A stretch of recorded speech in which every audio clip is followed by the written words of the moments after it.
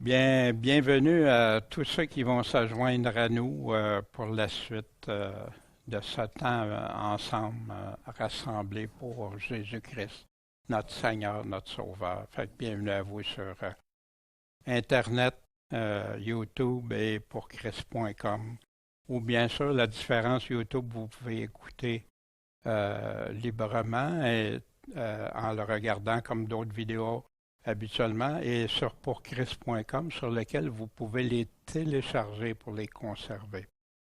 Ça fait que ce matin, on continue dans cette série qui a comme titre Tabou, des choses qu'on n'ose pas parler dans des assemblées, des affirmations qu'on entend qui peuvent être véridiques ou non véridiques, puis la confusion que souvent ça produit dans les églises modernes.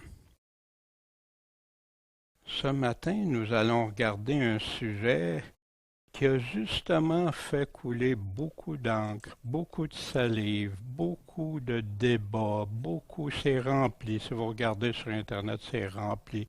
Des tonnes de livres, des tonnes de vidéos, et etc. Pour un mot qu'il y en a qui donnent toute une théologie en arrière du mot, ou selon la Bible, et c'est ce qu'on va regarder. Mais avant de poursuivre, j'aimerais vous partager une histoire véridique. Si je te dis que quelqu'un dit le contraire de Jésus, qu'est-ce que tu en penses? Le crois-tu? Le croirais-tu? Si cette personne le dit au nom de Jésus, puis que même plusieurs sont d'accord avec cette personne-là, même si presque tout le monde pourrait être en accord, qu'est-ce que tu en penses? Le crois-tu? Si cette personne en entraîne plusieurs dans son erreur, qu'est-ce que tu en fais? Son mensonge contraire à la vérité de Jésus? Puis si je te dirais que ces hommes ont condamné à mort ceux qui ne disaient pas comme eux au nom du Seigneur, les laisserais-tu t'enseigner l'amour, la miséricorde, la grâce de Dieu, puis comment être sauvé? Est-ce que tu es prêt à leur confier ta destinée? Et c'est ça le sens de la démarche aussi qu'on fait, qu'on a regardé selon ce que Jésus nous dit, d'examiner des fruits. Maintenant, c'est pas pour attaquer, condamner. C'est par amour parce que pour avoir depuis près d'une quarantaine d'années dans le milieu des églises, j'ai vu les dégâts, la confusion, tout ce que ça amène, puis que beaucoup de chrétiens, même qui vont dénoncer le calvinisme, sont pris avec des doctrines de Calvin sans s'en rendre compte.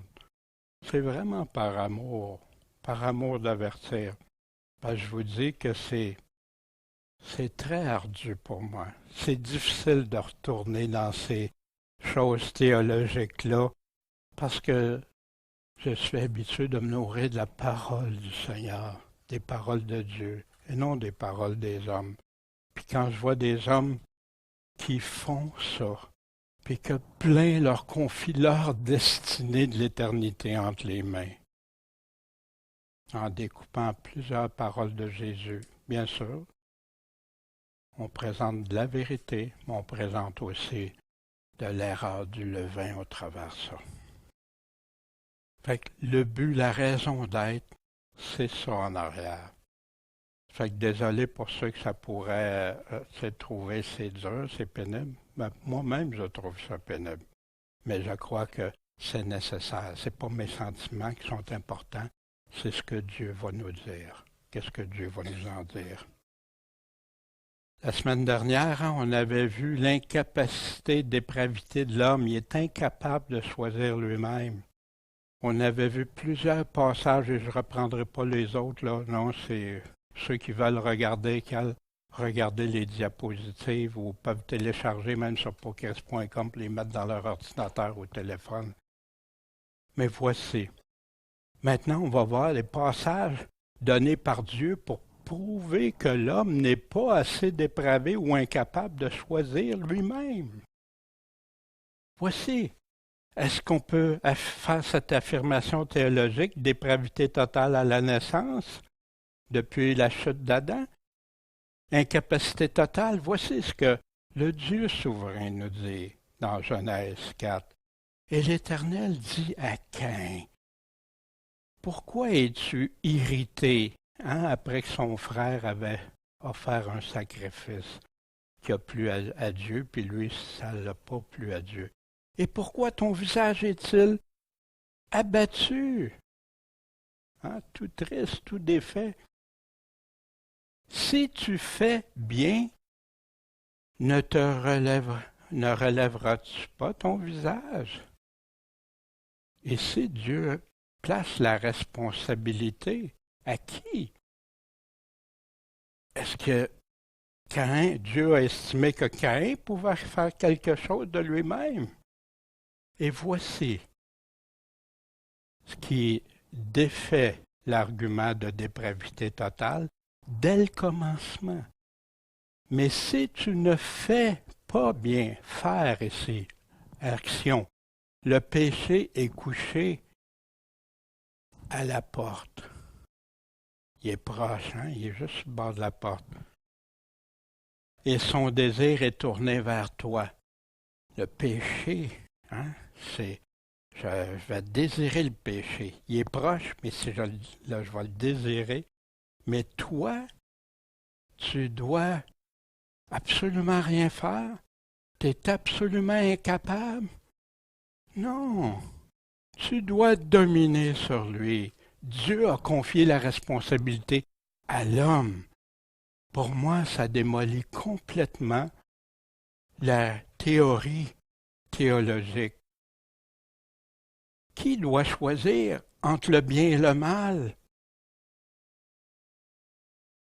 Obligé, forcé, un choix. Qui pêche? Ceux qui laissent le péché les dominer. Qui doit choisir d'obéir, de dominer sur le péché? Ici, c'était Caïn. Qui est incapable de se repentir, de se tourner vers Dieu et demander le salut, comme on entend qu'on est trop dépravé, incapable de le faire? Tout ça après la chute d'Adam et Ève, le fameux péché originel. Qui a raison? Augustin, Luther, Calvin, des églises, des dénominations? Et toi, que choisis-tu?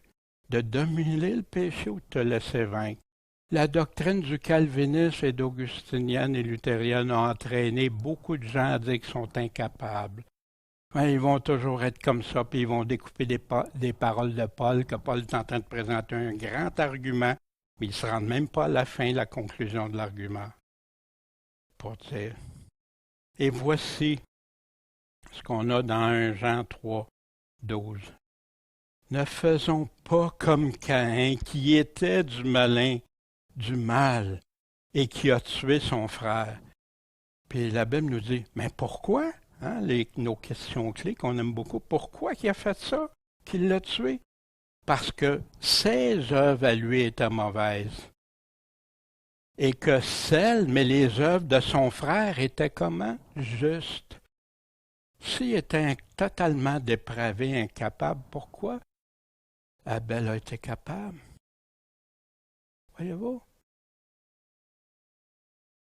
Puis quiconque est son frère est un meurtrier. Et vous savez qu'aucun meurtrier n'a la vie éternelle demeurant en lui. Et vous savez, moi, ça a été un choc quand j'ai vu des personnes comme des gens que je voyais, des héros de la foi, qui ont été en arrière de la mort de plusieurs de ceux qu'ils considéraient hérétiques. Voyez-vous, pourtant la Bible me dit clairement qu'est-ce qu'il y en a. Maintenant, ce matin, on va arriver à vous vous souvenez du TULIP, hein, TU, le U pour Unlimited Election, unconditional election, ou élection inconditionnelle en français, ou prédestination. L'élection inconditionnelle, appelée aussi la double prédestination. Pourquoi double? Parce que tu es sauvé ou perdu. Fait que tu es prédestiné à un ou l'autre. Et l'enseignement calviniste selon lequel, avant que Dieu ait créé le monde, il a choisi de sauver certains individus pour ses propres raisons et en dehors de toute condition liée à ces personnes. Fait que ces personnes-là, ils n'ont aucune responsabilité. Sauf Caïn et Abel, bien sûr, c'était des exceptions. Non, c'est plein dans la Bible qui ont dû choisir. Fait qu'ici, l'élection inconditionnelle se fonde sur les doctrines du salut adoptées par Augustin d'Hippone, hein, qu'on a bien vu ces doctrines, puis comment il interprétait la Bible, mélangée avec la philosophie. Cette doctrine fut codifiée pour la première fois dans la confession Belgica de 1561. Fait que pour la première fois que ça a apparu, cette doctrine forte comme ça, réaffirmée par les canons de Dordrecht en 1619 et présentée dans diverses confessions de foi réformées, telles que la confession de foi de Westminster en 1647. Elle constitue l'un des 5 points du calvinisme et est souvent mis en rapport avec la prédestination. Fait qu'ici, bien sûr, il y a plein de définitions. Hein? Qu'est-ce que c'est l'élection ou la prédestination? Mais voici ce qui semblait bien résumé. Passages qui sont donnés par les Églises réformées pour prouver que l'homme ne peut pas aller vers Dieu lui-même, que c'est Dieu qui choisit, l'homme n'a rien à faire pour son salut. Seul le Père peut choisir. On prend souvent le passage Jean 6, 37. Tout ce que le Père me donne viendra à moi, puis je ne mettrai pas dehors celui qui ne vient pas à moi. Puis au verset 44, personne ne peut venir à moi si le Père qui m'a envoyé ne l'attire et je le ressusciterai au dernier jour. Voyez-vous, il y a souvent des versets découpés comme ça, mais quel est le contexte? Si on veut regarder, qu'est-ce que on me dit ça? Je vais vérifier avec la parole de Dieu, tout simplement. Le contexte que Jésus nous donne un peu plus loin, pour ceux qui lisent tout le contexte, pas ceux qui découpent, mais qui veulent aller voir le contexte, les paroles que je vous dis sont esprit et vie. Mais il y en a parmi vous qui ne croient pas. Ils ne croient pas à mes paroles. Ils ne croient pas les paroles de vie. Et car Jésus savait dès le commencement qui était qui? Ceux qui ne croyaient pas. Et qui était celui qui le trahirait? Un des 12 choisis, élu par Jésus. Et il disait, c'est quoi? C'est à cause de cela que je vous ai dit que personne ne peut venir à moi si cela lui a été donné par mon Père. Pourquoi qu'ils ne peuvent pas aller au Père? Parce que Jésus est en train justement de discuter avec ceux qui ne croyaient pas, qui rejetaient les paroles de Jésus. Même parmi les 70 disciples qui avaient été faire des miracles, plutôt qui avaient abandonné Jésus-Christ, qui ne l'ont plus suivi après que la parole de Dieu nous dit. Le pourquoi. Et ça, on me donne ça comme passage pour me prouver que c'est juste Dieu le Père qui vient chercher. Mais Jésus, est-ce que c'est vraiment ça qu'il est en train de dire? Non, ceux qui ne croient pas. Pourquoi est-ce que Jésus l'a dit? Il l'a dit lui-même, ceux qui ne croient pas, à cause de ceux qui ne croient pas. Comment le Père nous attire selon Jésus? Ceux qui vont croire à ses paroles. Est-ce que ça égale incapable d'être accepté du Père? Puis que ça prend absolument, parce qu'on va voir plus tard qu'il faut vraiment que ce soit Dieu qui vienne nous chercher, et l'homme, on ne peut rien faire pour aller à Dieu. Quelle condition est posée pour être attiré par le Père? croire ce que le Dieu souverain a établi, que c'est par son Fils, en croyant en son Fils. Est-ce que ces versets-là prouvent les affirmations théologiques? Que seul le Père? Non. C'est vrai, seul le Père. Mais selon quelles conditions? Qui va rendre élu quelqu'un à la condition qu'il croit. Voici, qui va attirer. On a ici, on ne lira pas tout, mais vous pourrez le relire, ceux qui veulent l'écouter, arrêtez, lisez-le dans votre Bible, demandez à Dieu et tout. Mais juste ici, travaillez non pas pour la nourriture qui périt, mais celle qui demeure jusque dans la vie éternelle et que le Fils de l'homme vous donnera. C'est quoi? Ces paroles, la nourriture, les paroles esprit et vie qui nous donne. C'est le Père qui est le Dieu souverain qui l'a marqué. Fait que là, on lui pose qu'est-ce qu'on va faire pour travailler aux œuvres de Dieu. C'est ici l'œuvre de Dieu. C'est que vous croyez en celui qui l'a envoyé. C'est ça en arrière. Et puis là, il dit en vérité, puis là, il parle de Moïse qui a donné le pain du ciel. Non, le pain du ciel, vous ne comprenez pas. Oui, ça a tombé du ciel, mais le pain de Dieu, c'est moi qui descends du ciel. Et etc. Puis c'est ici la souveraineté, la volonté de celui qui m'a envoyé. Voyez-vous? Quand on arrive avec des versets, des parties de paroles, vous pouvez faire ça, ils ont toutes des listes, vous pouvez faire ça avec chacun, d'aller voir qu'est-ce qui est parlé vraiment. C'est à cause de ça, vraiment. La souveraineté de Dieu a décidé ce qui pourrait, que Dieu, le Père, pourrait attirer. Il l'a décidé, il l'a déterminé. Puis, qui peut venir à Jésus? Puis Jésus ne mettra pas dehors. Hein? Mais avant, il faut qu'il se soumette à ce que le Père, le Dieu souverain, a établi que c'est par son Fils, tout simplement.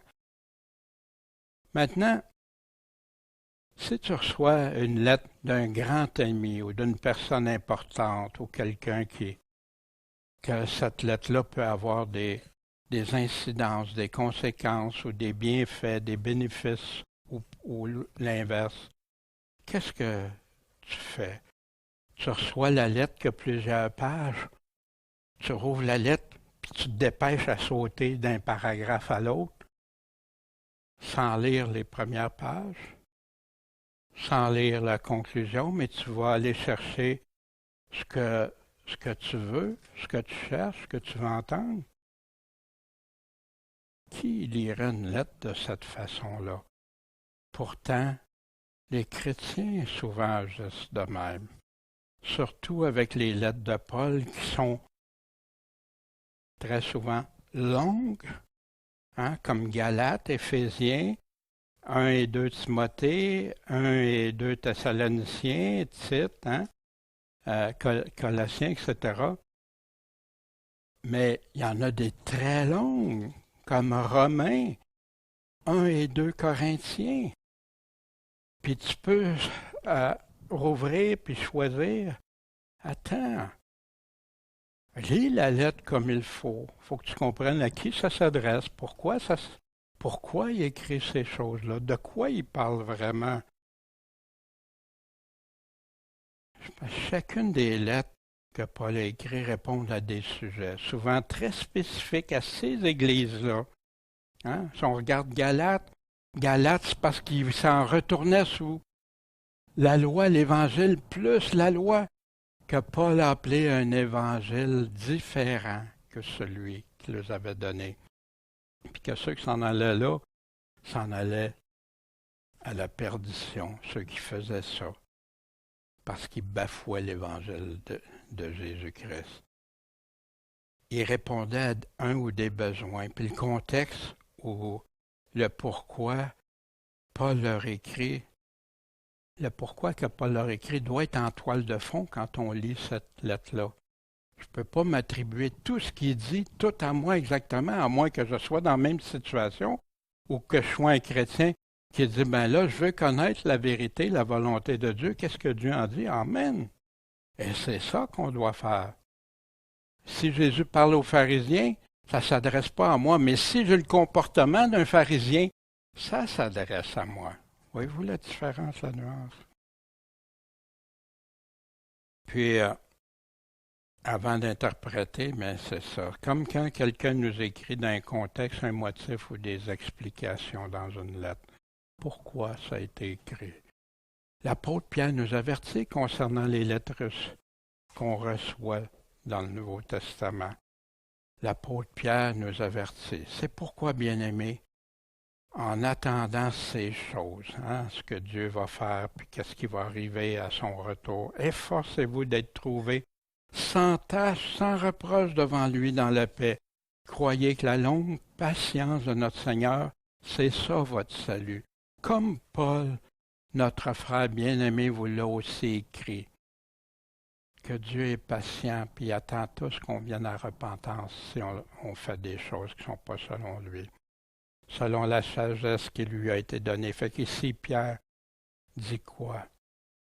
Ici, il est en train de parler que Paul y a reçu la sagesse de Dieu. Et comme il le fait dans toutes ses épîtres, quand Pierre écrit sa dernière lettre, c'est à la fin de sa vie, il connaissait toutes les lettres de Paul. Mais qu'est-ce qu'il en dit?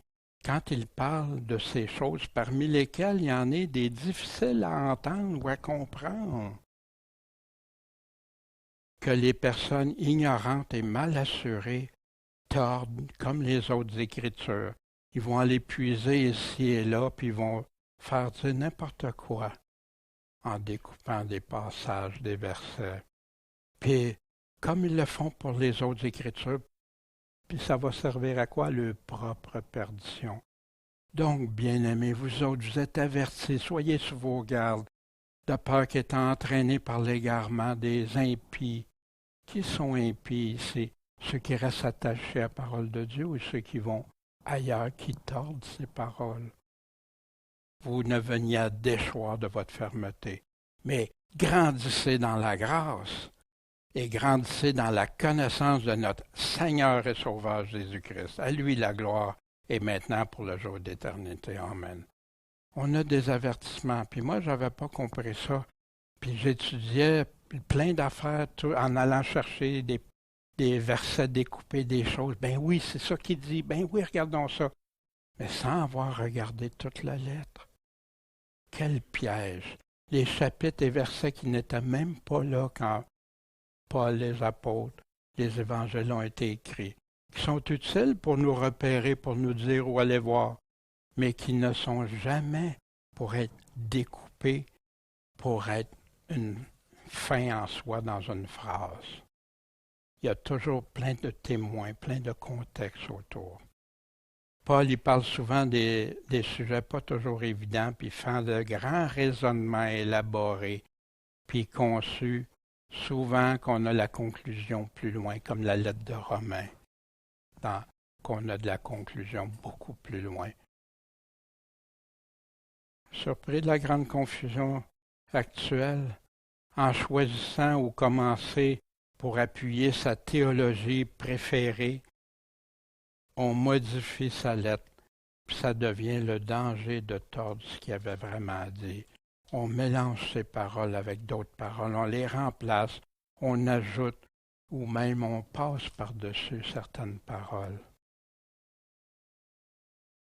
On peut faire dire presque n'importe quoi à Paul quand on ne lit pas toute la lettre en passant par-dessus, sautant des phrases, découpant, ajouter des mots.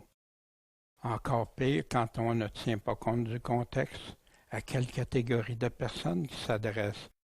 Ceux qui étaient sous la loi? Les Juifs ou les gentils? Les deux? Moi? Faire croire que nous étions sous la loi même avant de naître? Qui n'était même pas le cas pour Abraham, parce que la loi n'existait même pas.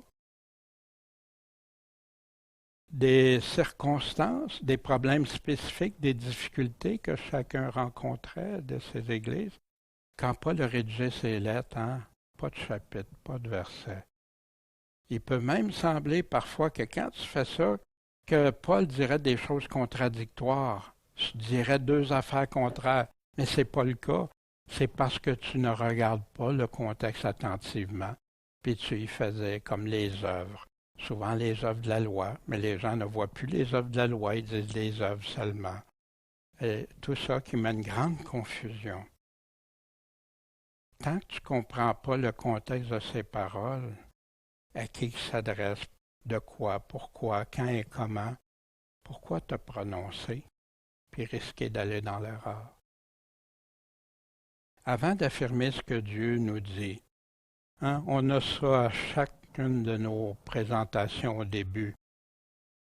Qui parle, à qui parle, de quoi il est en train de parler, quel sujet, quand, c'est-tu pour ceux avant, pendant, après ou dans le temps, comment il le fait, comment il le dit ou comment les gens agissent ou doivent agir. Pourquoi qu'il leur dit ça? Y a-t-il des endroits, des lieux, hein, surtout dans les professions, on va l'utiliser, puis combien l'ampleur que ça peut avoir, la dimension. En faisant attention aux mots-clés. Quand Paul parle, quand Pierre parle, il y a des mots-clés qui reviennent. Jésus parle, il y a des mots-clés qui reviennent. Des mots répétitifs, des mots surligneurs qui font ressortir le mot donc, la conclusion donc, avec tout ce que je viens de vous dire, donc. Voyez-vous, petit mot. Si, la condition, des mots de liaison, des mots qui relient le sujet avec l'autre, des mots conditionnels, comme on vient de voir le si. Tant qu'on n'a pas fait le tour de l'objet, c'est facile de dire que c'est un rond, c'est un carré ou un triangle. Mais quand tu regardes l'ensemble, là on peut affirmer, voici, quand on a regardé toute la Bible, toute la parole de Dieu, qu'est-ce qu'elle dit? On laisse Dieu s'interpréter lui-même, on laisse ses paroles répondre à ce qu'on croit. Tantôt on a fait un exercice de ça. Laisse ses paroles répondre. Puis tu vois la confusion. Aujourd'hui, les gens mélangent, confondent. C'est du chinois. S'il serait resté juste à l'Évangile, il n'y aurait pas ces croyances-là. Sans aucune contradiction. Pour examiner, on doit toujours lire la Bible par soi-même avant d'écouter qui que ce soit. Ça devrait être, tu me dis ça, OK, je vais aller lire ma Bible, je vais faire le fondement. C'est ce que je recommandais à un frère qui est en cheminement. Va lire ta Bible avant. Nourris-toi, rends-toi solide. Après, ça va être bien plus difficile de t'amener ailleurs. Parce que la parole de Dieu va avoir agi en toi l'épée tranchante qui corrige. Si tu veux lire et comprendre ces lettres, commence par les lire sans chapitre ou verset. Tu peux les écouter, il y a plein d'MP3 aujourd'hui qu'on peut entendre, la Bible ou les logiciels comme N-Bible, Crosswire, etc., que tu mets sur ton téléphone, puis tu peux écouter toute la Bible si tu veux. Considérer quel sujet il est en train de parler, puis suivre son sujet, mais jusqu'à sa conclusion, jusqu'à temps qu'il ait fini d'en parler. Identifier les mots-clés, à qui ça s'adresse. Quand une affirmation est lancée, toujours la retrouver telle qu'elle, ou en synonyme tout au moins. Puis si ça varie de là, petite lumière rouge. Petite lumière rouge. Ça ne veut pas dire de tout racheter, mais celle-là, on va l'examiner. Pointu. Si on doit avoir des explications supplémentaires, elles doivent pas changer ni le sens, ni le sujet, ni combien de fois j'ai entendu. Jésus nous dit ceci. Mais, puis là, tu écoutes le mais, puis, ça ressemble plus pantoute à ce que Jésus a dit. Mais eux autres, ils connaissent ça, ils sont bien plus experts que moi, ils vont me le dire, des grands théologiens ou pasteurs ou autres. L'exemple de l'élection inconditionnelle qu'on regarde ce matin, la prédestination. pour ceux qui écoutent, si tu n'aurais pas eu de définition, d'enseignement avant, en serais-tu venu à cette conclusion en lisant ta Bible seulement, que tu retrouves cette affirmation?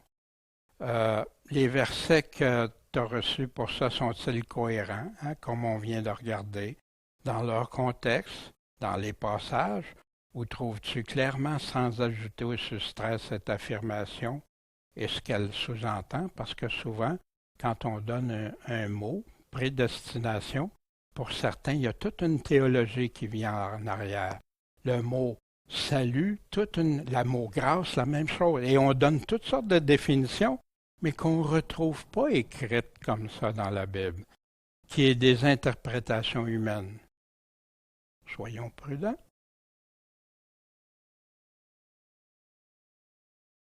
Les passages donnés par les églises réformées pour prouver que les élus et les perdus sont choisis d'avance. Cette doctrine qui fait que des gens ont rejeté l'évangile de Jésus-Christ parce qu'ils disaient, ben, si Dieu a tout décidé d'avance, à quoi ça sert? À quoi ça donne? Puis il y a beaucoup de cette croyance-là, même des grands enseignants qui enseignent ça, qui en viennent à douter tout d'un coup que je n'ai pas été choisi de Dieu. Tout à coup, mon enfant, Dieu l'a déjà déterminé à la damnation éternelle, comme il appelle. L'horrible décret que Calvin disait que Dieu a fait un décret horrible. Non, c'est Calvin qui a fait un décret horrible, pas Dieu. Et voici. Nous ayant fait connaître le mystère de sa volonté. Oh, intéressant parce qu'on dit ici le secret de Dieu. La prédestination est un secret de Dieu qu'on ne peut pas comprendre, qu'on va regarder.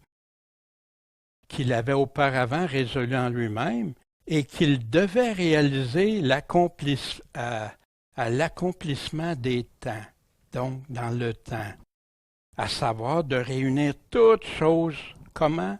En Jésus-Christ, en Christ. Ici, tout ce qui est dans les cieux et tout ce qui est sur la terre.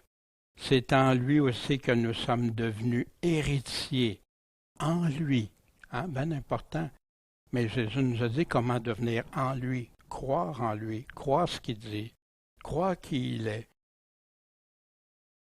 Ayant été prédestiné d'après le décret de celui qui opère toutes choses selon le dessein de sa volonté. Ah, tu vois, on est tous prédestinés, chacun de nous. Oups, on va regarder ça. On va voir ce que Dieu dit. Vraiment. Le contexte ici d'Éphésiens 1, hein, qui est souvent pris pour ça, puis ça continue jusque dans le chapitre 2. Je sais qu'on n'aura pas le temps de tout regarder parce qu'il y en a plein. Et le but, c'est pas dans une heure que tu as le temps de tout voir, mais d'au moins allumer des lumières pour ceux qui ont été entraînés dans ces enseignements-là. Ceux qui ne sont confus, qui ne savent pas où s'en tenir. Ben, regardons ce que Jésus nous dit, Paul nous dit. Le contexte ici, c'est en lui que nous sommes devenus héritiers. Fait que nulle part ailleurs qu'en lui qu'on devient héritier, ayant été prédestinés d'après le décret de celui qui opère toutes choses selon le dessein de sa volonté. C'est Dieu le boss. Moi, Dieu souverain, là, j'ai aucune misère. C'est Dieu qui est Dieu. Dieu fait ce qu'il veut comme il veut. Mais je sais aussi qu'un Dieu souverain, juste, bon, qui ne ment pas, jamais de mensonge, qui ne peut mentir, seulement la vérité, n'irait pas contredire ce qu'il nous a déjà donné pour être sauvés. Voyez-vous, quand tu pars avec ça, oups, attends, avant de croire n'importe quoi, on va regarder.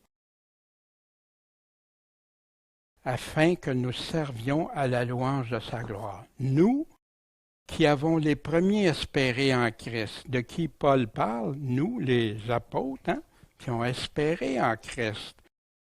En lui, vous, fait que là, il parlait du nous, là, il parle du vous. Vous l'êtes aussi. Mais quand? Voici la réponse importante. après avoir entendu la parole de la vérité. C'est là qu'on a cette espérance. Mais c'est quoi la parole de la vérité? L'évangile de votre salut, que tu l'as entendu, mais pas juste ça, avoir cru en qui? En lui.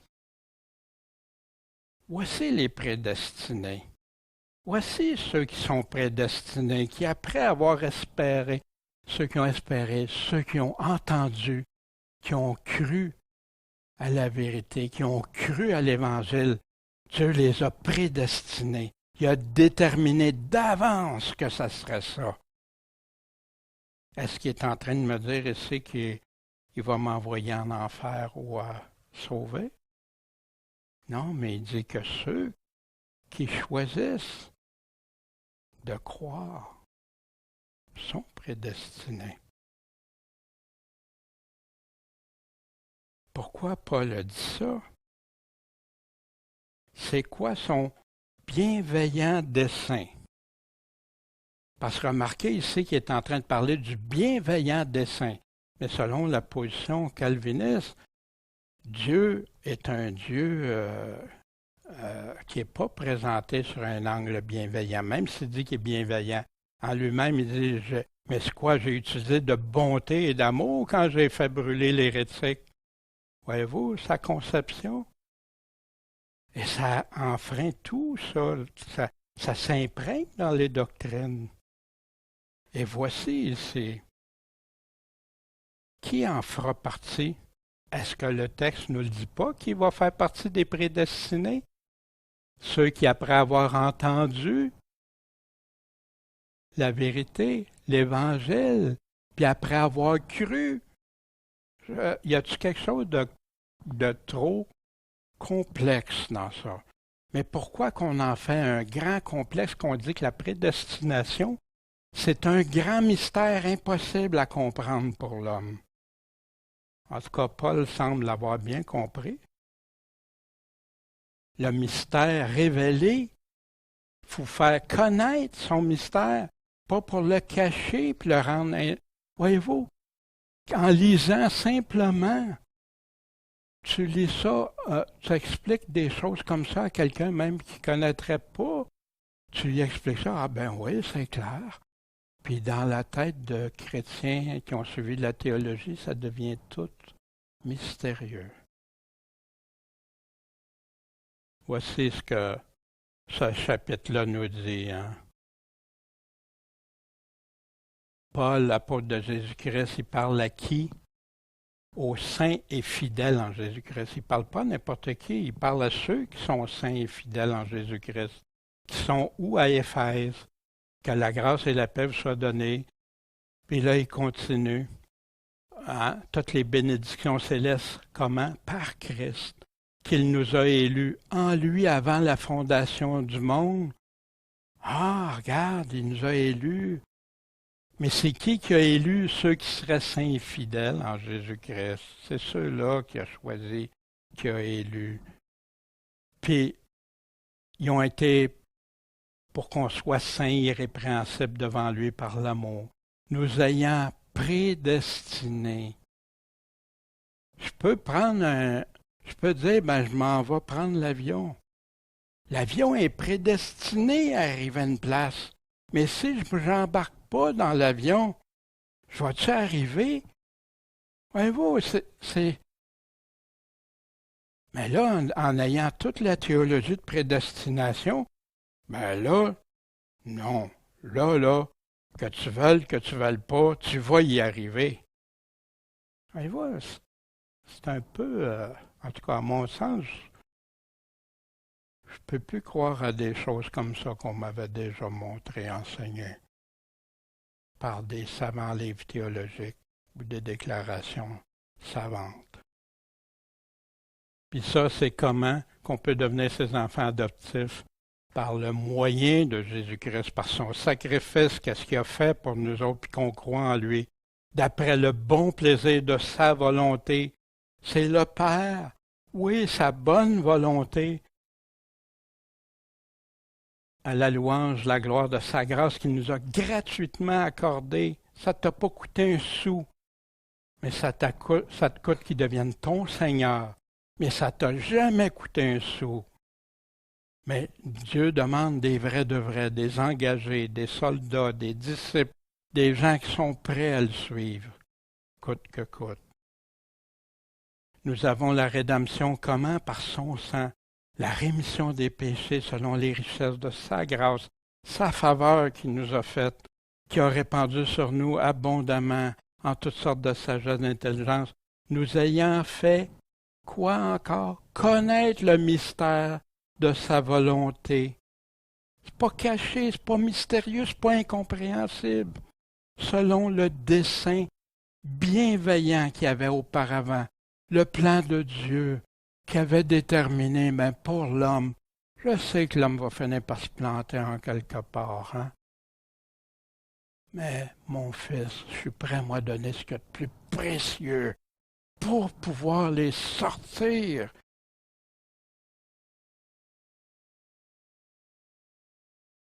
Et qu'il devait réaliser quand? À l'accomplissement des temps. Ça semblait à savoir réunir toutes choses en Christ encore. Puis c'est en lui aussi que nous sommes devenus héritiers. C'est en lui qu'on est prédestinés d'après le décret de celui qui opère toutes choses selon les desseins de sa volonté. Oui, le Dieu souverain a décidé que c'est par ceux qui croiraient en son offre, son cadeau immense qu'il nous a fait. Mais y a-t-il choisi que chacun serait perdu ou damné? Reportons ça à Caïn puis Abel. Fait que Dieu aurait choisi Caïn, toi tu t'en vas à perdition. Puis Abel, non, qu'est-ce que Dieu a fait? Il a même averti Caïn. Pensez-vous que c'est un Dieu qui nous dit des choses? Faites ceci, puis vous ne serez jamais capable de le faire? Quel genre de Dieu ça serait? Un père qui dirait à son enfant, ben, là, je veux que tu fasses ça. Sinon, voici, tu vas être récompensé ou puni. Mais tu sais que ton fils n'aurait pas la capacité de le faire. Quel genre de père ça serait? Puis on attribue ça à Dieu, le Père, de bonté, de justice, d'amour. Voyez-vous, ça n'a aucun bon sens. Mais il y en a des églises, comme je l'ai dit, qui prennent des parties puis tout ça. Mais ils vont découper des parties, puis après, ils vont garder d'autres choses que Calvin a dit, afin que nous servions à la louange de sa gloire. Nous qui avons les premiers espérés en Christ. En lui, vous, nous autres, on a été aussi. Parce que Paul est en train de parler à des gentils ici. Puis il y a des gentils qui se posaient des questions, les Éphésiens, hein, hey, nous autres, là. C'est les Juifs qui ont été choisis. Le début de l'Église, c'était tous des Juifs. Mais vous autres aussi. Après avoir entendu la parole de la vérité, l'évangile de votre salut, puis là, vous avez pu croire en lui. Tu peux-tu croire en lui sans avoir entendu son évangile? Qui c'est ça, Jésus? C'est quoi? Qu'est-ce qu'il dit? Hein? Vous avez été scellés du Saint-Esprit qui a été promis, un gage de notre héritage. L'arrière-plan et le contexte, à chaque fois que vous lisez une lettre, prenez le temps de le lire. Paul écrit à des chrétiens fidèles non-juifs pour la plupart. Il lui décrit que Dieu est grand et bienveillant, puis qu'il avait déjà déterminé et prédestiné que tous ceux qui, par le moyen de Jésus, en Jésus, étaient prédestinés à devenir ses enfants adoptifs, que ceux qui espèrent en Christ après avoir entendu la parole de la vérité, l'évangile de notre salut, puis après avoir cru celui du Saint-Esprit qui était promis en lui. C'est eux autres les élus. C'est à eux autres que Dieu a prédestiné, pas à d'autres. Mais je comprends, il y en a qui, en combattant Calvin, ils disent que c'est un salut universel. En passant, c'est pas vrai, c'est pas un salut universel. Dieu va choisir qui? Ceux qui vont croire, ceux qui vont le suivre. Où est-ce qu'on retrouve dans le texte qu'on vient de voir que le Dieu bienveillant a choisi des personnes individuellement pour les condamner? Parce que c'est bien dit que c'est pour les deux, hein? La théorie. Il s'adresse pourtant à des chrétiens qui sont déjà fidèles qui suivent le Seigneur. Les saints, après avoir entendu, ils croient à vérité, comme les saints et fidèles d'Éphèse avaient cru, tout comme l'Évangile de Jésus enseigne au travers tout le Nouveau Testament, que ceux qui rejettent ce que Dieu a déterminé d'avance peuvent pas devenir des élus. Ceux autres qui peuvent pas devenir choisis, élus de Dieu. Ceci sans mystère, ni confusion, ni chose au-delà de notre portée. On doit toujours retrouver dans les textes qui nous présentent comme étant Dieu qui dit ça, pour prouver une affirmation, d'attendre de trouver les confirmations de Dieu pour ça, et non pas son contraire. Comme on a vu ici, le contraire de ce que c'est un mystère caché et tout, incompréhensible.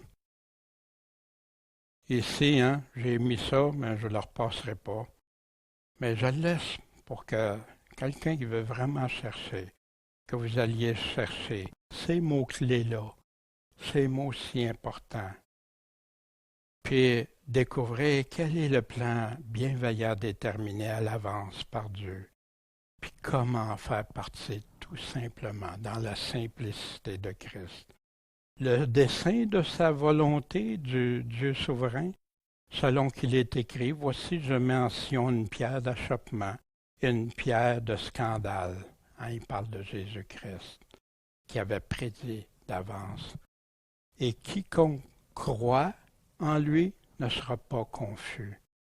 C'est intéressant, quiconque croit en lui. Mais c'est pour ça que le calviniste tient si tellement que c'est Dieu qu'on va voir, sa grâce irrésistible, Dieu voulant, la semaine prochaine. Pourquoi qu'ils tiennent tant à ce que ce soit juste Dieu qui vienne te chercher? Que toi, tu ne peux rien faire. Mais si je lis le Nouveau Testament, Jésus me dit de me repentir, de me convertir, de croire. Et il y a Romains 9.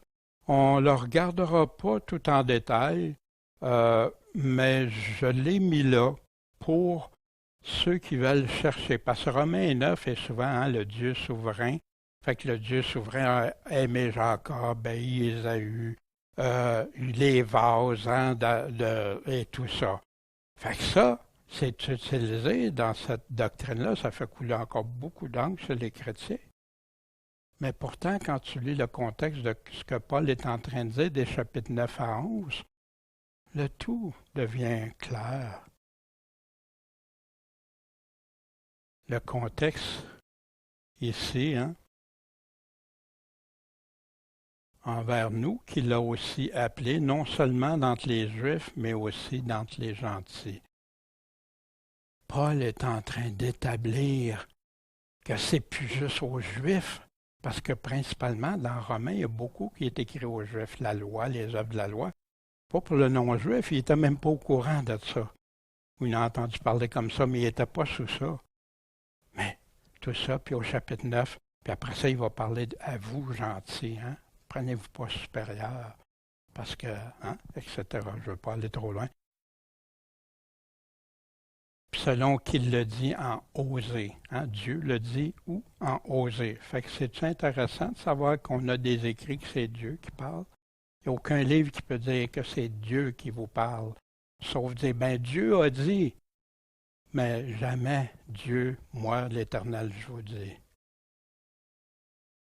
Que les gentils qui ne cherchaient pas la justice sont parvenus à la justice. À la justice qui est comment? Selon la foi. Paul est en train d'établir entre les Juifs et les non-Juifs. Les Juifs, même Pierre qui avait réagi, il ne voulait pas aller chez Corneille. Pourquoi? C'est de ça que Paul est en train de traiter ici. Pourquoi il a dit ça? Pour démontrer que Dieu peut décider ce qu'il veut, même choisir ceux qui ne faisaient pas partie des élus juifs. Dieu a-t-il choisi à qui il ferait miséricorde ou non selon l'évangile de son Fils? Oui, ceux qui auraient foi en lui, qui croiraient en lui. Fait que cette affirmation-là, théologique, est-ce qu'elle est valide ou pas? Ben, je vous laisse le soin d'aller l'examiner. Mais avec les principes qu'il y a dans la parole de Dieu, je pense que ça va être facile. Mais je sais, et ça, c'est pour ceux qui cherchent, qui veulent savoir, avoir le cœur net. Croyez pas moi. Allez croire ce que la Bible nous dit. Mettez votre confiance en la Bible, mais pas avec des mots déjà prédéterminés, que tout ça, il vient toute une théologie avec. L'élection inconditionnelle, hein? Pourquoi Israël cherchait une loi de justice? Pourquoi? Parce qu'ils n'ont pas cherché par la foi, mais par les œuvres de la loi. Ils se sont heurtés contre la pierre d'achoppement. Quiconque croit en lui ne sera pas confus.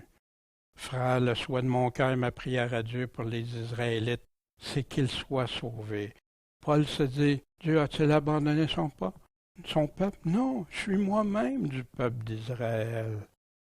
Paul a compris que Dieu faisait un seul peuple maintenant. Puis vous avez ça, je laisse les passages pour ceux qui veulent aller. Puis je vous invite à le faire. Ça peut enlever toute confusion de votre esprit. Et si vous avez des difficultés, demandez à Dieu. Demandez à Dieu qu'il vous le montre. Posez-vous les questions que Dieu utilise lui-même dans la parole de Dieu. Plusieurs discussions vaines prennent origine dans le fait de croire que la vérité, c'est un combat entre catholiques et protestants. Moi, j'avais appris ça au début de ma conversion. Que c'est entre calvinisme et arminianisme. C'est entre les deux, là, il y a juste deux camps, tu vas trouver la vérité, lequel qui dit vrai. Entre les baptistes et les pentecôtistes, entre la raison puis la foi, entre les baptistes et les anabaptistes. En passant, anabaptiste qui tenait fermement qu'un bébé ne pouvait pas être baptisé, mais que les baptistes tenaient fermement que non, c'était les bébés au tout début. Après ça, ils ont changé. Après ça, c'est pour ça qu'ils ont été appelés baptistes, à cause du baptême. T'sais. Mais maintenant, j'ai souvent entendu de la part des baptistes, non, le baptême, c'est une option, c'est pas important, c'est étrange pareil. En passant, des baptistes ont fait comme Calvin envers des anabaptistes, ils les ont torturés, malheureusement. Entre la théologie d'un tel et d'un autre, entre les confessions de foi. Avez-vous vu au début, dans la définition, il y avait plusieurs confessions de foi. Puis qui s'en vont, une dit ça, l'autre il enlève ça, l'autre il remet ça, l'autre. C'est comme ça. Est-ce que la confession de foi, c'est Dieu qui a écrit ça? Une confession de foi, ça devrait être confesser ce qui est écrit, la parole de Dieu. Mais des gens en font leur cheval de bataille. Ils vont défendre leur confession de foi avant la Bible même. Parce que la Bible ne dit pas pareil, non, c'est la confession de foi. Où se trouve la vérité? C'est dans les paroles de Jésus-Christ et de ses apôtres. C'est là la souveraineté de Dieu. Pourquoi les paroles de Jésus sont devenues insuffisantes? Pourquoi ils sont si mal compris? C'est parce que les gens se sont abreuvés ailleurs qu'à Jésus-Christ pour comprendre la Bible.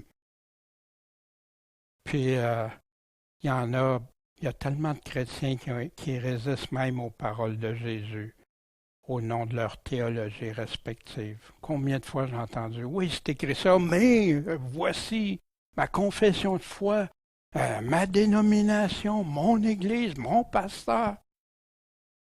C'est qui? Qui va trancher à la fin? Mais Jésus dit, celui qui me rejette et reçoit pas quoi? Mes paroles, a son juge. La parole que j'ai annoncée, c'est elle qu'il jugera au dernier jour. C'est ses paroles, pas les paroles d'un tel de... Hein? Voici, juste, je vais vous présenter ça, essayer d'être très bref, là, mais juste vous montrer. Ça vient de la revue réformée qui est de la position calviniste, mais ils ont modifié certaines choses et tout ça. Une question. La doctrine du décret, c'est prédestination, le décret horrible de Dieu, n'est-elle pas contraire à la raison? Bon. Fait que la réponse, cette doctrine dépasse la capacité de notre entendement, déjà en partant. Mais ce n'est pas ce qu'on a lu tantôt. Elle doit être reçue par la foi et avec humilité pour donner joie et assurance aux vrais croyants. Les réformés, c'est sous-entendu. Voyez-vous? Cette valeur, mais ça met tout de suite une ligne de pensée que ça dépasse, on ne pourra pas la comprendre. Fait qu'essaye pas, même John MacArthur qui dit ben, je ne suis pas Dieu, moi. Comment vous voulez que j'explique ça avec mon petit cerveau, tu sais? Puis il ridiculise, puis ça fait passer des gens comme non. Dieu nous a dévoilé ce qu'il y avait comme plan, son décret éternel, que ceux qui croiraient en son Fils. Puis là, on donne des passages que vous pouvez aller vérifier encore des petits passages en très court. Une série de théologie, ça vient ça de la théologie systématique à partir de la Confession de foi baptiste de Londres de 1699. Malgré des nombreux avertissements décrétés par la souveraineté de Dieu qui nous dit « Toute Écriture est là pour nous enseigner, nous corriger, nous ramener, nous rendre accomplis en lui. » N'ajoute rien à ces paroles de peur d'être trouvé menteur. Se nourrir des paroles de Dieu, sa parole éprouvée, testée, purifiée, la pureté de la doctrine de Jésus-Christ, pas celle des hommes. Combien de fois Jésus nous a avertis? Mais quand on t'affirme ça, c'est écrit où? Ça vient-tu de la Bible ou d'un homme ou des hommes ensemble? La doctrine, hein? N'est-elle pas contraire à la raison? Moi, parle-moi pas d'être contraire à la raison. Parle-moi d'être contraire à Dieu. Ça va être la vraie question. Terminons notre étude sur le décret de Dieu avec une question d'ordre. N'est-il pas contraire, hein, d'affirmer ça? Il n'est pas raisonnable. Il y en a qui sous-entendent que ce n'est pas raisonnable de croire que Dieu aurait décrété tout ce qui arrive, qui aurait même prédestiné des gens à la vie et d'autres à la mort. Fait que Dieu a tout prédestiné. Tout ce qui arrive, là, tout. Wow! Viol? Meurtre? Dieu n'est jamais l'auteur du mal que la Bible nous dit. Mais là, Dieu a décrété, c'est ça. Je vais vous condamner parce que vous faites ça. Mais c'est moi qui vous force à le faire. C'est ça en arrière de cette théologie-là. Puis en passant, on parle d'ici, je les attaque pas, je veux juste faire ressortir ce qui est faux. Puis que les gens à ce temps disent, Dieu l'a décidé comme ça. Dieu a tout déterminé d'avance, fait qu'on ne peut rien changer. Fait que prie. Agis pas, prie. Mais la Bible nous dit de prier et d'agir selon ce que Dieu va faire. Voici. Fait que des gens à la vie puis d'autres à la mort, ce qui veut dire l'enfer ou la condamnation éternelle. Ainsi, l'évangélisation n'est pas complètement inutile. Fait que là, on nous dit ici, ça serait-tu juste une illusion si la fin était déterminée par Dieu, selon les questions posées? Fait que voici leur réponse. Est-ce que on va aller voir où? Les 2 derniers paragraphes du chapitre 3 de la Bible, non, de la confession de foi, doivent aborder les décrets. Puis ici on sous-entend en l'empêchant de percer les mystères des décrets éternels de Dieu pour y constater son propre salut, hein, que les gens se posent comme une question légitime. Mais Dieu n'a pas fait de mystère. On aurait dû leur répondre, non, voici, Dieu a dit ce qu'il en était de ces mystères-là d'autrefois, maintenant révélés. La nécessité de l'évangélisation puis sa compatibilité avec l'élection, parce que c'est en contradiction. Non, Dieu t'a choisi d'avance, mais non, il faut que tu évangélises. Ouais, mais pourquoi? Hein? Fait que ici, Dieu a Dieu a aussi, par le dessein éternel et très libre de sa volonté, préordonné tous les moyens qui y sont nécessaires. Amen, ça c'est vrai. Autrement dit, non seulement Dieu a-t-il décrété la fin, il a aussi décrété les moyens pour s'y rendre. Vous vous souvenez d'où ça vient, ça, la fin justifie les moyens? Hein? L'Écriture, après avoir vigoureusement affirmé la prédestination au salut, okay, demande comment donc invoqueront-ils celui qui n'ont pas cru? Puis comment croiront-ils en ceux qui n'ont pas entendu parler? Comment entendront-ils parler s'il n'y a personne qui prêche? Puis comment il y aurait des prédicateurs qui ne sont pas envoyés? Fait que si on donne ce passage-là, mais le Dieu souverain nous donne la réponse, la suite. Et comment prêchera-t-on si on n'est pas envoyé? Selon qui est écrit qu'ils sont beaux les pieds de ceux qui annoncent la paix, de ceux qui annoncent de bonnes choses. Mais tous n'ont pas obéi à quoi? À l'Évangile. Ésaïe dit, qui a cru à notre prédication? Donc, la conclusion, la foi vient de ce qu'on entend. Ce qu'on entend vient de la parole de Dieu. Mais je demande, est-ce qu'ils ne l'ont pas entendu? Hein? Que Paul nous dit dans Romains 10. Au contraire, leur voix est allée par toute la terre, puis leur parole jusqu'à l'extrémité du monde. D'où vient? L'évangélisation, c'est comment? Par la parole de Dieu. Mais ici, tu peux-tu dire que Dieu t'a déjà choisi d'avance, c'est déjà tout déterminé, tout réglé, puis que c'est pour ça qu'il y a beaucoup de calvinistes qui n'aiment pas évangéliser. Ils aiment faire du recrutement chez des croyants pour les amener dans la doctrine. J'ai des amis comme ça, je n'ai pas le temps, mais on vous donnera un partage éventuellement. La doctrine de ce profond mystère de la prédestination doit être traitée avec une sagesse et un soin particulier, une grande connaissance, mais qu'on ne sera pas capable de comprendre.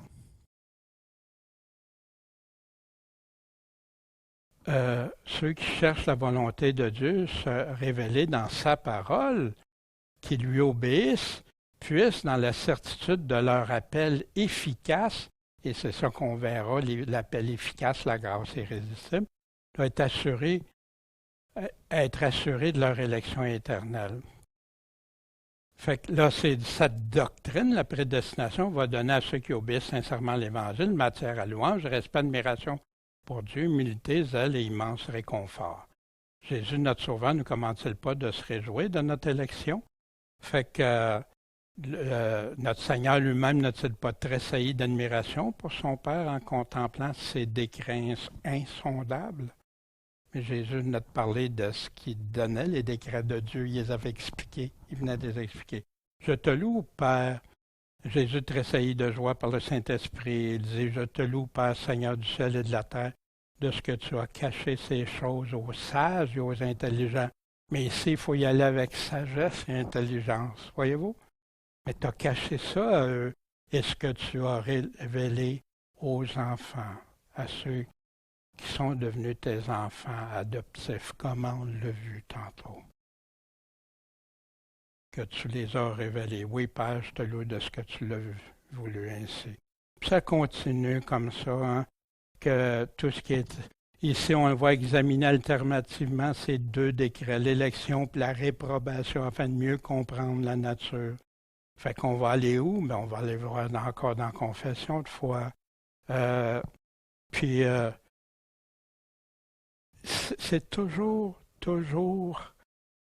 pour mieux comprendre. Pourquoi pas mieux comprendre les paroles pures et complètes de Dieu, au lieu d'aller dans des méandres théologiques qui finissent plus, qui en viennent à se contredire un l'autre, puis que les gens voient même plus parce qu'ils découpent ça, hein, puis là, ils parlent de ça, c'est toute une théologie découpée, mais qu'on fait un tout après en pièces détachées. Il est important de noter la progression dans la confession.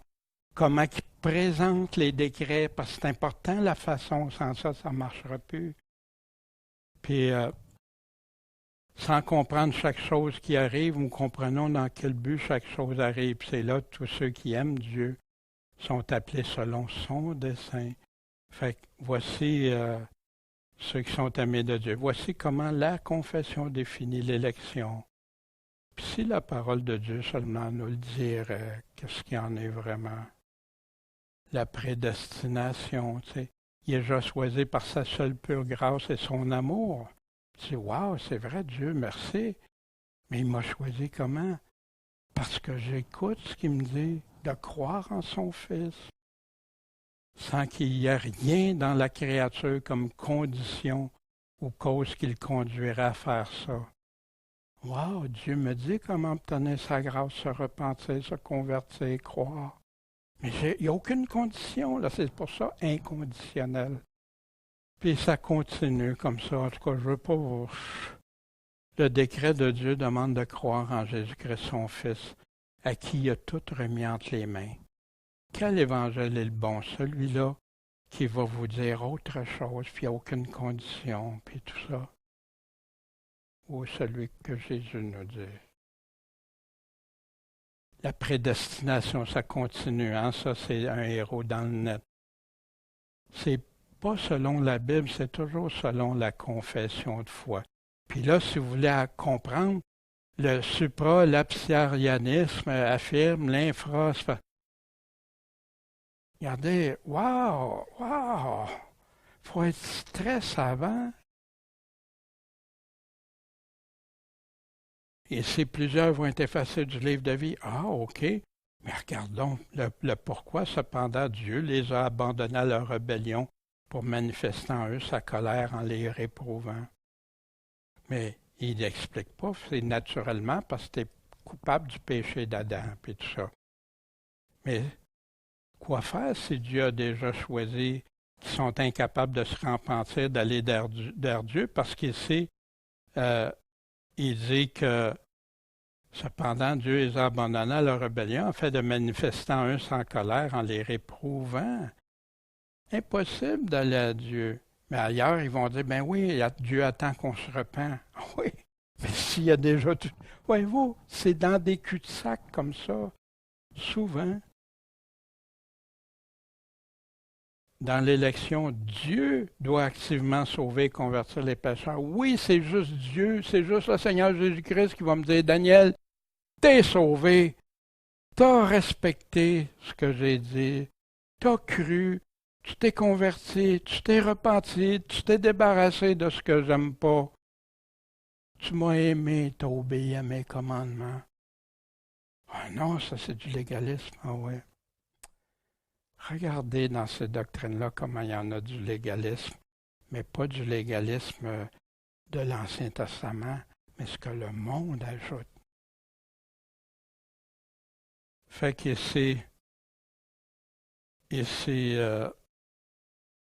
ça augmente leur culpabilité des réprouvés qui sont appelés à la vie, qui choisissent la mort ou le mépris au lieu de l'appel de Dieu. Mais voyez le mot choisir ici. On dit qu'ils ne peuvent pas choisir, mais pourquoi que là c'est écrit choisir? Voyez-vous? C'en est. Fait que ça continue comme ça. L'origine du christianisme et de la théologie, l'évangile de Jésus-Christ, hein, qui a débuté après sa mort, sa résurrection, puis qui nous a donné d'avance les directives et tout ça. Les apôtres qui ont enseigné le début de l'Église, les premiers chrétiens qui ont écrit qui avaient connu des apôtres, qui ont écrit. Mais je ne peux pas le mettre au même niveau que l'Évangile. Hein? Mais pourtant, ils écrivaient ce que tu voyais dans l'Évangile. En 325, la théologie, qui ont appelé les pères de l'Église. Même Calvin les appelle les saints-pères. Wow! Début de la théologie en force, remplaçant de plus en plus les écrits du Nouveau Testament. Puis en 1500, le protestantisme basé sur la théologie d'Augustin qui a été ravivé par Luther, Calvin, puis que plein ont suivi. C'est ça la parole pure de Dieu. On nous fait croire que c'est seulement la Bible. Quand j'ai réalisé tout ça, j'ai dit, wow, Seigneur, quel gros mensonge. Il est tellement gros ce mensonge-là qui passe comme si rien n'était.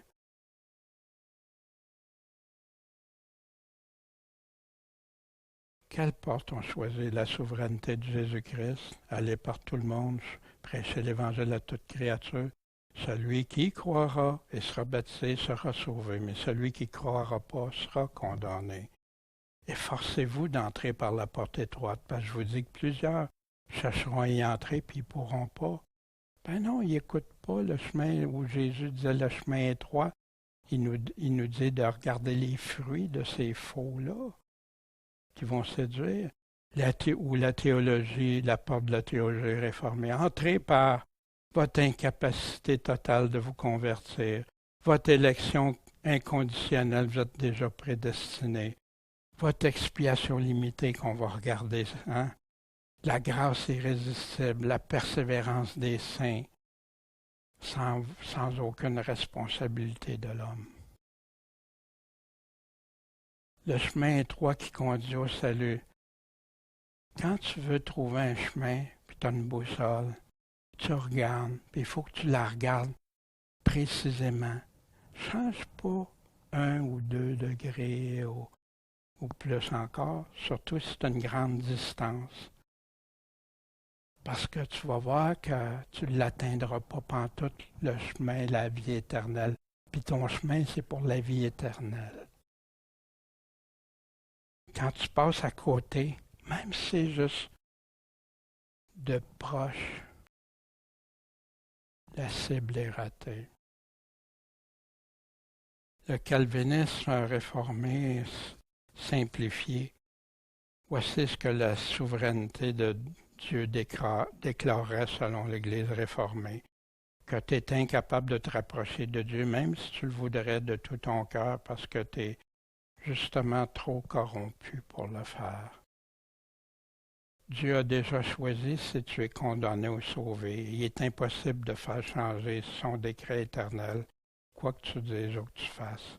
Mais grâce à la confession théologique de 1689, des décrets de Dieu, le supralapsarianisme, et je m'excuse dans la prononciation parce que ça ne m'intéresse même pas, je n'ai jamais voulu les apprendre par cœur, ces mots-là, tellement je trouve ça. Réprobation, infralapsaire en plus, hein, que ça c'est encore pire parce que ceux qui n'ont pas accepté, là, ils sont coupables bien plus, là. Mais il n'y avait pas le choix d'accepter ou non. En tout cas, nous avons la bonne compréhension de la souveraineté du vrai Dieu, bon, juste et parfait. C'est ce qu'on nous exprime.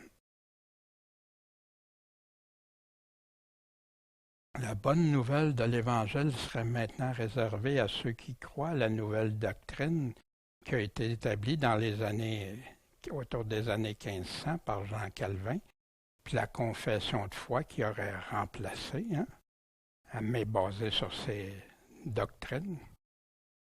Mais l'autre évangile incomplet de Jésus-Christ, là, lui, il peut nous servir, mais pour nous montrer, pour expliquer ce qu'il y a décrit dans la confession de foi. Voyez-vous comment les choses ont été inversées? Puis oui, il y a de la vérité dans ça, mais oui, ça serait juste du mensonge. Personne n'aurait adhéré. Mais juste un peu de levain qui fait lever toute la pâte, qui va dire aujourd'hui plein de choses. Et si important de regarder cette doctrine calviniste, parce qu'il y en a qui vont être scandalisés. Ah non, ça se peut pas, tout ça. Mais quand on va arriver, il y a une des doctrines qui est généralisée dans les églises que les gens n'ont même pas vues. Celle-ci a été formée dans les années 1500. Qu'est-ce qui est arrivé de tous les autres hérétiques avant 1500 parce qu'ils ne croyaient pas comme eux autres? Qu'est-ce qui est arrivé à tous ceux qui ne croiront pas comme eux autres? Ben, Dieu les a envoyés, les a déjà envoyés à condamnation. Voyez-vous? Qui tu vas croire pour ton éternité? Et en terminant, quelques réflexions. Qui tu vas croire pour ton éternité? C'est ça la vraie question. Pas entre un tel, puis tout ça. Ce que Jésus a dit, les paroles de la vie éternelle. En serais-tu venu à cette conclusion en lisant ta Bible seulement que Dieu t'a choisi d'avance puis qu'il t'a sauvé ou perdu sans que tu n'aies rien à faire? Rien à dire? Que tu n'as aucun contrôle? Parce que Dieu est souverain, mais Dieu souverain pourtant a bien dit qu'est-ce que tu devais faire. Les versets incohérent souvent. Souvent, les gens ont été briefés dans la signification des mots que la Bible dit, mais qui sont interprétés théologiquement, plus par la Bible elle-même. Les versets, où trouves-tu clairement ça ajouté ou soustraire ces affirmations telles quelles, puisqu'elles sous-entendent? Ça revient à ça. Regardons, beaucoup d'appelés, peu d'élus. Beaucoup chercheront à entrer, mais ne pourront pas, parce qu'ils n'ont pas suivi le chemin étroit de Jésus-Christ. C'est ça la raison que Jésus nous donne. Qui aura raison? Pour ma part, moi, jamais sans mon avocat. Je ne dirai jamais des choses que Dieu a dit sans la présence de mon avocat, sans la présence de Jésus-Christ. Puis ce qu'il m'a dit entre-temps. On va regarder, Dieu voulant, la semaine prochaine, la grâce irrésistible pour Jean Calvin et l'Église réformée. Je vous remercie de votre patience parce que ce n'est pas toujours évident. On aimerait des fois aller ailleurs, faire d'autres choses, mais je crois que par amour pour des frères, des sœurs qui ont été entraînés dans ça, puis pour d'autres qui ont été confus, pour d'autres que c'est des affirmations qui ne savent plus quoi croire, mais je pense que c'est essentiel. Je crois en toute confiance en Dieu qui ne nous a pas laissé ça pour rien. Puis, je vous remercie parce que plus tard, on va aller voir pour le pourquoi. Et j'ai hâte d'arriver à ça, le pourquoi de tout ça aussi. Que Dieu nous dit, pas moi, pas des théologiens, ce que Dieu nous dit. Bon, Père Céleste, ben merci. Merci parce que, Seigneur, tu as fait les affirmations de la vie éternelle. Tu as donné le chemin, tu as tracé le chemin, tu as fixé le but, comment s'y rendre. Seigneur, merci. Et merci, Père, de nous avoir prédestinés. Prédestinés tous tes saints qui veulent croire en toi, qui veulent te suivre, qui veulent devenir irrépréhensibles en toi, pour toi, puis avec toi. Oh, merci, Seigneur. Puis je te prie pour des frères et des sœurs qui pourraient être en train de regarder tout ça, puis se poser plein de questions, qu'ils aient l'amour de la vérité pour aller chercher ta vérité. Puis, Seigneur, tu es capable de nous conduire dans tes voies. Conduis-nous sur le chemin de la vérité, le chemin de l'éternité. En ton saint nom, Jésus-Christ, Maître, Seigneur des seigneurs, Roi des rois, puis qui devient notre Sauveur. Amen.